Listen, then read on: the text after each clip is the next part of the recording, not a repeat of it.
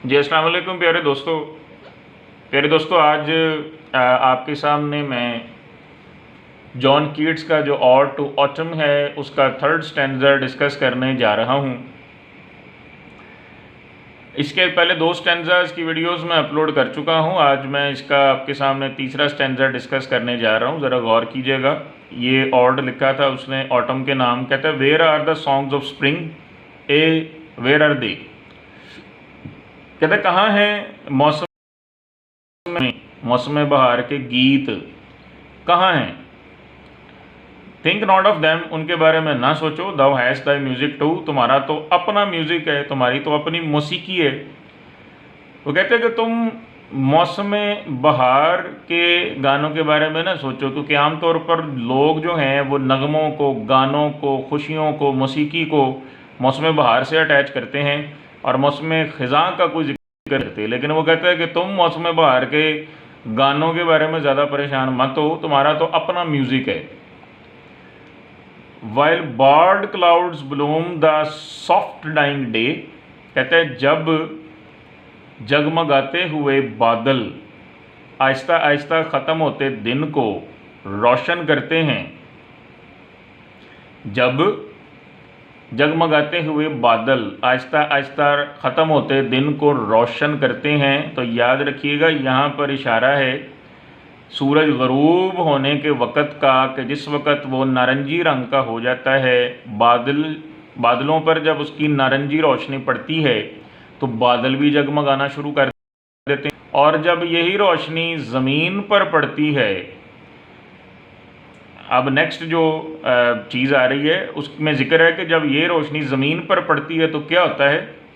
And touch the stubble plains with rosy hue, और जब यही रोशनी, सूरज डूब रहा है, बादलों में से उसकी रोशनी छन कर आ रही है, तो कहता है जी कि जब यही रोशनी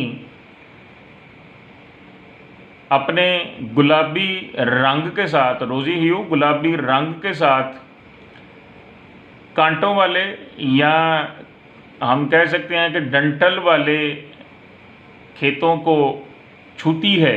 याद रखिएगा जब फसल वगैरह पक के कट जाती है तो बाकी डंठल और कांटे वगैरह ही आपको खेतों में नज़र आते हैं, क्योंकि असल चीज़ तो कट चुकी होती है। तो कहते हैं कि जब साफ शुदा खेतों पर या डंठल वाले या कांटों वाले खेतों पर जब यही आती है, अपनी ये गुलाबी रंग की रोशनी जब आती है और इन साफ शुदा खेतों में पर टकराती है या उनको टच करती है, then in a wailful choir the small gnats mourn, और तब बड़े ही गमनाक अंदाज में छोटे कीड़े मातम करते हैं, छोटे कीड़े गम मनाते हैं। ये प्यारे दोस्तों हालत होती है जब फसल वगैरह कट चुकी होती है, तो उसके बाद दिखते हैं और ये डंठल वगैरह ही रह जाते हैं। इन्हीं पर जब सूरज की रोशनी पड़ती है तो जाहिर है ये भी जगमगाने लगते हैं। सूरज की रोशनी जहाँ पर भी पड़ती है जाहिर है वो चीज़ आपको प्रॉपर कलर में नज़र आनी शुरू हो जाती है, चाहे वो रोशनी वाइट हो चाहे वो रोशनी नारंगी हो, तो वो जगह भी वैसी ही बन जाती है और उसी रोशनी को, नारंगी रोशनी को गुलाबी रंग कहा गया है। तो कहते हैं जी कि फिर बड़े गमनाक अंदाज में छोटे कीड़े मातम मनाते हैं। छोटे कीड़े हैं किस चीज़ का, ज़रा वो सेलोस, ये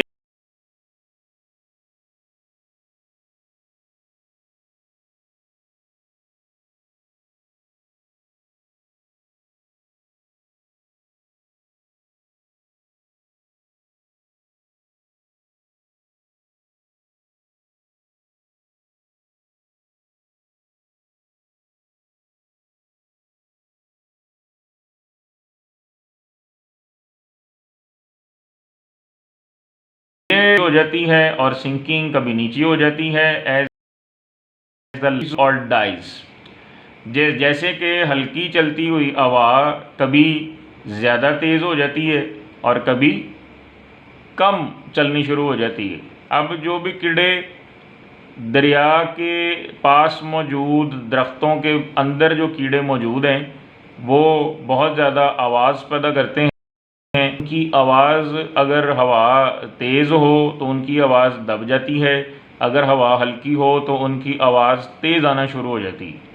यानी इनकी कीड़े मकोड़ों की आवाज़ का ताल्लुक़ हवा के उतार चढ़ाव से भी है।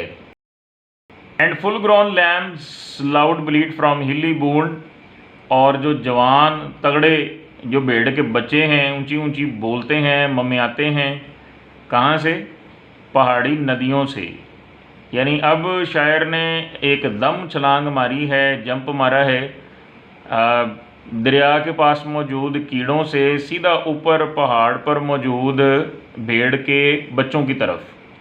कहता है जी वहाँ पर पहाड़ के ऊपर कोई नदी है, उसके पास खड़े हुए भेड़ के बच्चे जो पूरी तरह जवान हैं ऊंची ऊंची आवाज़ में बोलना शुरू हो जाते हैं और अपने माँ बाप को या मालिक को मुतवज्जो करते हैं कि हमें नीचे उतारा जाए क्योंकि दिन ख़त्म हो चुका है। और ये सारी एक्टिविटीज़ याद रखिएगा ख़ज़ां के मौसम में हो रही हैं, शाम के वक्त हो रही हैं। हैज क्रिकेट सिंग, कहता है जी बाड़ों में मौजूद केकड़े गाना गाते हैं।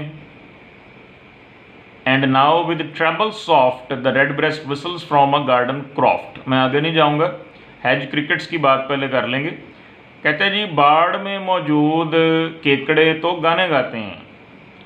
अच्छा, ऊपर हमने कहा है जी कीड़े मकोड़े गम मनाते हैं, दिन ख़त्म हो रहा है, लेकिन बाड़ों में मौजूद जो केकड़े हैं वो गाने गाते हैं, वो नगमे गाते हैं, इंजॉय करते हैं। वजह कि उनकी तो ज़िंदगी ही शाम के वक्त शुरू होती है, उनको दिन ख़त्म होने का गम नहीं होता, उनको तो खुशी होती है, लिहाजा वो गाने गाते हैं।